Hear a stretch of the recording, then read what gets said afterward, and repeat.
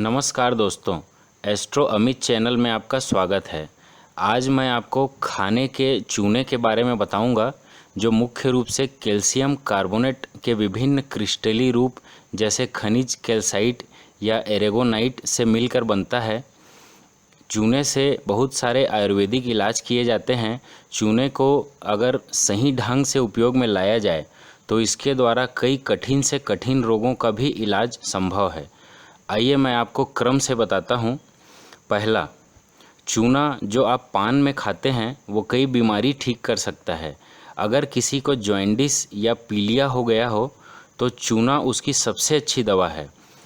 गेहूं के दाने के बराबर आप चूना ले लीजिए और गन्ने के रस में मिलाकर अगर उसे आप पीते हैं तो आपका पीलिया कुछ ही दिनों में ठीक हो सकता है।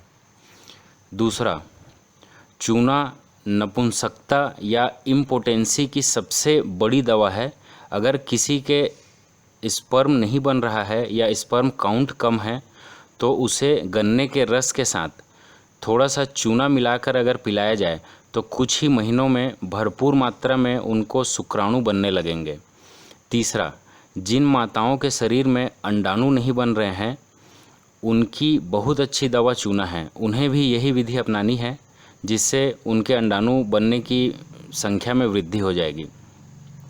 चौथा, विद्यार्थी जिनकी लंबाई नहीं बढ़ रही है, गेहूं के दाने के बराबर चूना रोज़ दही में मिलाकर खाएं। अगर दही नहीं है तो दाल में भी मिला के खा सकते हैं, और अगर दाल भी नहीं है तो उसे पानी में मिलाकर पी सकते हैं। इससे लंबाई बढ़ने के साथ साथ स्मरण शक्ति भी बहुत अच्छी बढ़ती है। पाँचवा, जिन बच्चों की बुद्धि अगर कम है उनकी सबसे अच्छी दवा चूने को माना जा सकता है। जो बच्चे बुद्धि से कम हैं या दिमाग थोड़ी देरी से काम करता है, देर से सोचते हैं, हर चीज़ में अगर वो स्लो हैं तो उन्हें चूना ज़रूर खिलाइए। छठवा, जिन बहनों को अपने मासिक धर्म के समय बहुत अधिक तकलीफ़ होती है उनको चूना ज़रूर उपयोग में लेना चाहिए। ये बहुत ही कारगर है। हमारे घर में जो माताएं हैं जिनकी उम्र 50 वर्ष अगर हो गई है और उनका मासिक धर्म बंद हो गया है, गेहूं के दाने के बराबर चूना रोज़ उन्हें दाल में, दही में या पानी में घोलकर उन्हें भी ज़रूर देनी चाहिए, जिससे कि मेनोपॉज के बाद के जो साइड इफ़ेक्ट हैं वो उन्हें नहीं होंगे।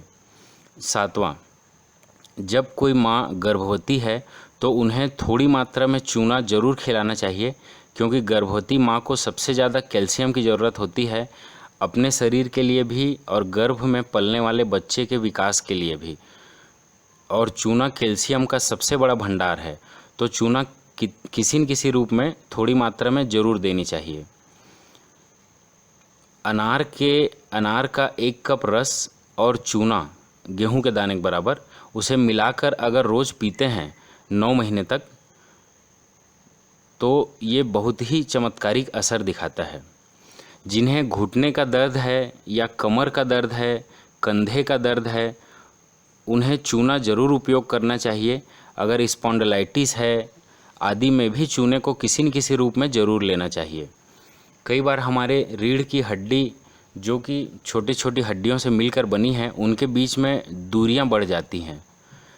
ये जो हड्डियों के बीच में जो गैप आ चुका है ये चूना के खाने से बहुत ही जल्दी मजबूत हो जाता है। सुबह खाली पेट में ज़रूर उन्हें चूना देना चाहिए। मुंह में अगर छाले हो गए हैं तो चूने का पानी पीना चाहिए, कुछ ही दिन में आपके छाले ठीक हो जाएंगे।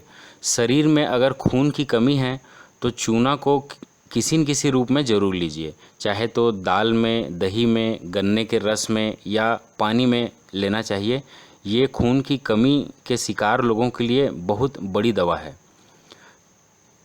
तो आप चूने को इन सभी रोगों में उपयोग कर सकते हैं और अपने हड्डियों को स्वस्थ रख सकते हैं और भी बहुत सारी बीमारियों से बच सकते हैं। धन्यवाद।